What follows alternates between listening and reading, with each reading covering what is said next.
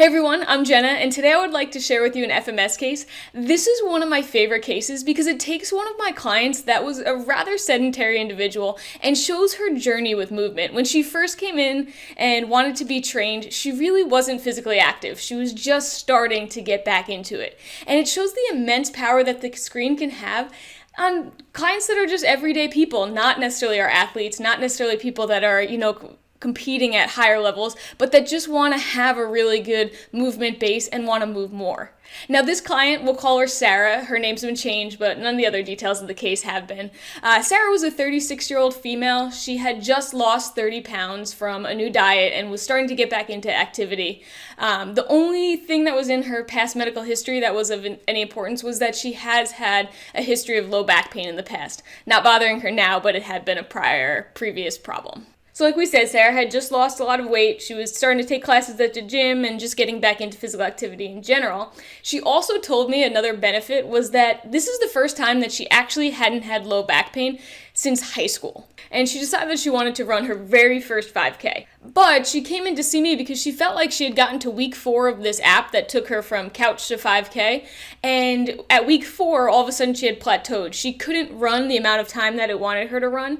And she was feeling really fatigued in the middle and especially at the end of her runs. Now her first 5K at this point isn't for 3 months, so we do have some time to work with her. Now the first thing that I want to do is I want to see where Sarah is in terms of her movement. I want to see how she moves and if any of the movement brings on that previous low back pain or any other pain that she may have. Now if we look at how she scored, she had got a 2 on her squat, she got 2s on her hurdle step, those are good. Her inline lunge though, she got a 1 on the right and a 1 on the left. Her shoulder mobility, straight 3s. Her active straight leg raise, again, straight 3s. Her trunk stability push-up was a 1, and her rotary stability was a 1 on the right and on the left. Just to give you a picture of what she looked like when she was doing some of these patterns, in her inline lunge, she really couldn't even get to the starting position without losing her balance. The second I tried to take away the dowel, she would either step off the board, and if she got her balance, she'd lose it on the way down. Her trunk stability push-up, just to give you a visual again, she couldn't push up all the way without losing her lumbar spine position. So she actually looked similar to what she looked like when she was doing the prone press-up, except she was trying to do a push-up. And then her rotary stability, either she lost her balance or she couldn't necessarily touch her elbow directly to her knee. The other thing that we have in addition to the 7 patterns is our motor control screen for both the upper and the lower body. This screen, if you haven't seen it, is similar to the Y-balance test, but we're using just one direction to get a snapshot of her motor control. Now the cool thing about the motor control screen is that where the patterns are categorical, you got a 1, 2, or 3, the motor control screen offers a more numerical representation of our motor control. This is going to be useful to gauge the effectiveness or sometimes the ineffectiveness of our corrective exercise choices. We may actually get to see an increase in her motor control screen before we see a full scoring change in her pattern.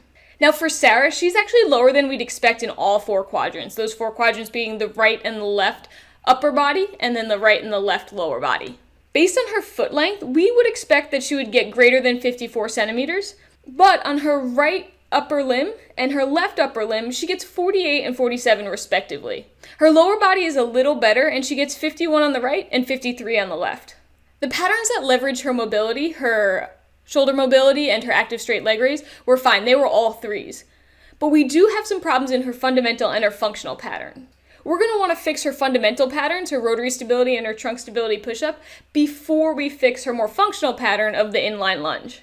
And then between rotary stability and trunk stability push-up, we're going to look at rotary stability first because the split pattern allows us to expose any differences that the straight pattern of the trunk stability push-up may cover up. For her correctives, we started with her hard and her soft rolling. Where hard rolling is more a global pattern, soft rolling allows us to dial in on more of that local control at her core. Once she was doing well there, we moved up into the quadruped position, and we had her work on some quadruped diagonals, or more or less bird dogs.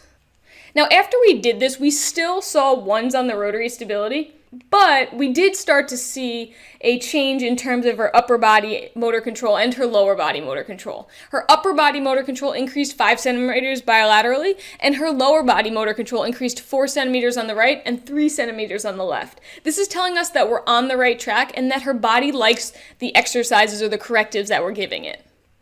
We then moved on to some bear crawls to further challenge the motor control requirements of the pattern. And as I got up from demonstrating, she started laughing. She's like, I didn't even crawl as a kid. Apparently, her parents told her that when she was an infant, she literally went from rolling around on the floor to getting up onto her knees, walking on her knees, and then eventually walking on her feet, essentially skipping crawling altogether. And I have to tell you that I completely believed this story once she got down on the floor to demonstrate to me a bear crawl. No matter how hard she tried, she could not get the reciprocal patterning. Her right arm and her right knee moved at the same time, or her left knee and her left arm moved at the same time. She could not move opposite sides. It just wasn't happening. To make it easier, we then went to a 6-point crawl, where her knees could touch the ground. So she struggled through that for a bit, and after that, she was able to do the 6-point crawl reciprocally. We went up again into that bear crawl pattern, and she could do a few in a row before she somehow reverted back to same side.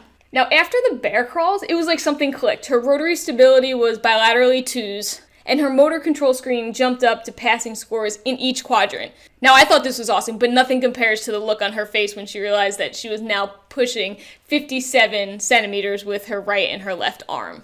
These were obviously going to be her exercises for home, and she asked me a follow-up question that everyone asks, and that is, so can I keep running? Now, she is a previously sedentary individual that has built momentum with her running.